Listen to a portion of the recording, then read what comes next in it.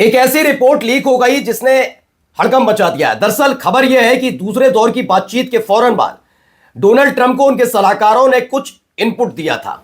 Input इस लिहाज से कि ईरान में कैसे एक सफलतापूर्वक ऑपरेशन किया जा सकता है जहां पर उनकी साख फंसी हुई है।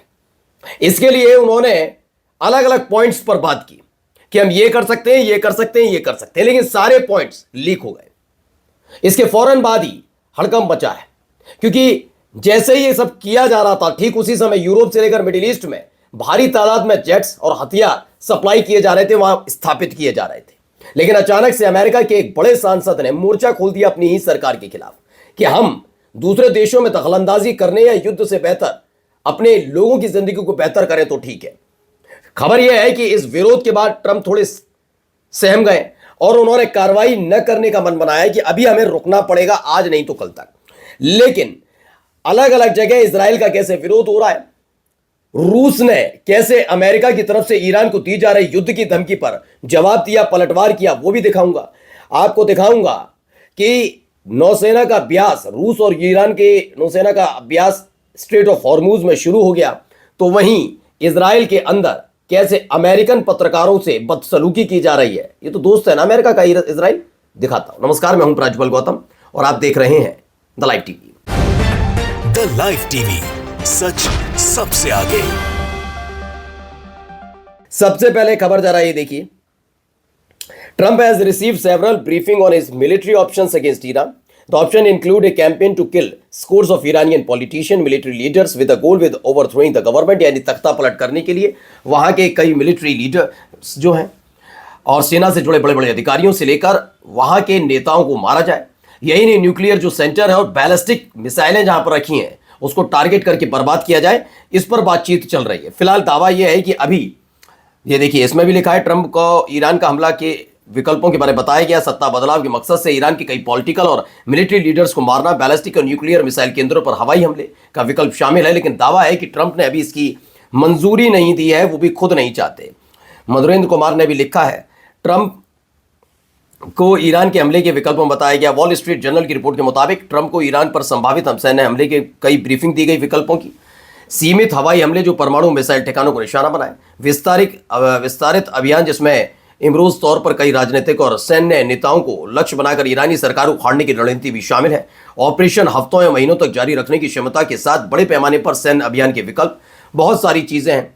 लेकिन अभी ये सब नहीं कर पा रहे हैं ट्रंप। ट्रंप क्यों नहीं कर पा रहे? क्योंकि उनके ही देश से देखिए, ये जिम मैकगवर्न है, ये यूएस सांसद हैं। उन्होंने कहा America don't want a war with Iran.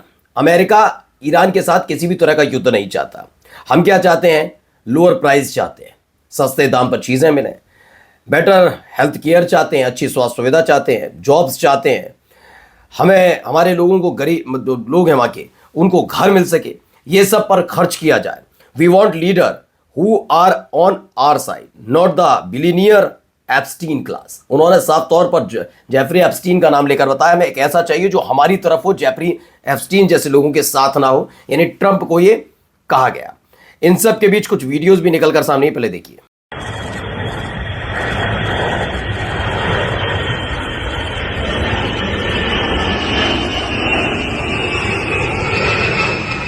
तो दावा यह है कि अमेरिका ने CE-6E-3 AWACS यूरोप भेजे। मिडिल ईस्ट की ओर संभावित मूवमेंट के सूत्रों के मुताबिक अमेरिका ने ऐसे airborne warning and control system विमानों को यूरोप में तैनात किया। माना जा रहा है कि मिडिल ईस्ट की ओर संभावित आगे की तैनाती से पहले का स्टेजिंग कदम है। इसके बाद सेंटकॉम के ठिकानों की तरफ बढ़ सकते हैं, ऐसा दावा है। इसी के साथ साथ एक और दावा किया जा रहा है, जरा सुनिए क्या कह रहे हैं। Harris, good morning. A massive amount of U.S. military equipment continues to flood into the Middle East in preparation for action against Iran. Reports indicate the U.S. has moved more than 50 fighter jets to the region over the past 24 hours alone, along with the USS Abraham Lincoln Carrier Strike Group already in place and the USS Gerald R. Ford on the way. There are a variety of other U.S. Navy. तो इसमें दावा है कि reports के मुताबिक America ने पिछले कुछ घंटों में यूरोप स्थित अपने सैन्य अड्डों से बड़ी संख्या में एयर टैंकर और airborne early warning and control विमानों को मध्य पूर्व के ठिकानों की ओर दोबारा तैनात करना शुरू किया। यह कदम ऐसे वक्त में उठाया जा रहा है जब क्षेत्र में तनाव चरम पर है। लेकिन तभी एक और खबर आती है रूस से। सुनिए क्या कह रहे हैं। Какова будет, может быть, последствий удара по Ирану, ну и для региона, и для России. Удары по Ирану уже были, и последствия нехорошие, я так скажу. Во-первых, удары были по ядерным объектам, которые находятся под контролем Международного агентства по атомной энергии, МАГАТЭ. И, насколько мы можем судить, были реальные риски ядерного. तो ईरान पर हमले की योजना बनाने वालों को रूस की चेतावनी। रूसी विदेश मंत्री हैं सर्गेई लावरोव, उन्होंने कहा ये आग से खेल रहे हैं। उन्होंने याद दिलाई कि पहले भी हमले हो चुके हैं और उनके परिणाम अच्छे नहीं रहे हैं। तो वहीं मिस कैलिफोर्निया है, पूर्व मिस कैलिफोर्निया क्या करें सुनिए। They've brainwashed people, Christians and many other groups, to worship Israel. And like I said, I would rather die. I would rather die than worship Israel, a genocidal state that is committing genocide against innocent Palestinians. Yep. Yeah. It's wrong. And I reject that. And it feels so free, you guys. I honestly feel so free. I'm no longer. तो फिर पूर्व miss California है, वो कहते हैं मैं Israel की पूजा करने से बेहतर मरना पसंद करूंगी। यानी हर कोई नाराज है। वहीं देखिए रूस के साथ युद्धाभ्यास शुरू हो चुका है, ये और चिंता पैदा कर रहा है।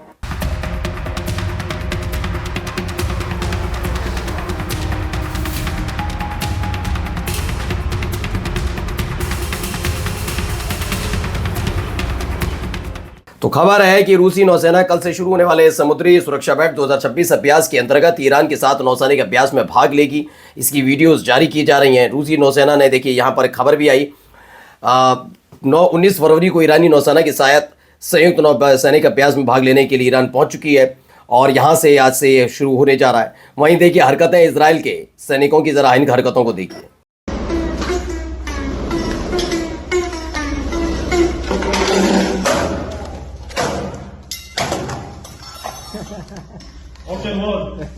तो फिलिस्तीनी बच्चों का गिटार तोड़ते हुए एक इजरायली सैनिक है, इनकी यही हरकत है, बस इससे ज्यादा कुछ कर भी नहीं सकते। वहीं देखिए क्या हो रहा है वेस्ट बैंक में, क्या हो रहा है। Okay, so here you can see the Israeli soldiers are now forcing all of these shops to close because there's a tour of Israeli settlers who are here. Can we go this way? Why? I'm an American journalist. Are we not allowed to go this way? Huh? Can you explain why this area is being closed? Okay, I'm walking.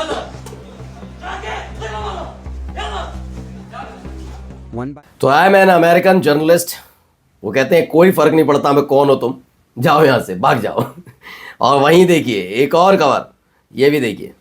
Because killing people who committed no crime is immoral. It will always be immoral. And people who do it will be punished for it. And nations that endorse it will be punished for it. कौन है ये? Israel है।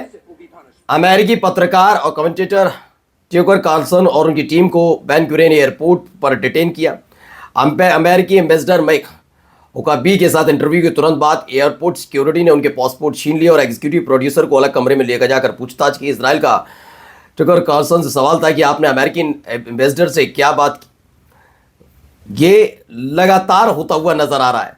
तो वहीं देखिए 100 से ज़्यादा ऐसे देश हैं, इंटरनेशनल ऑर्गेनाइजेशन के देश हैं कि जिन्होंने मोर्चा खोल दिया है कि जो वेस्ट बैंक के अंदर इजराइल कर रहा है वो किसी भी कीमत पर बर्दाश्त नहीं किया जाएगा।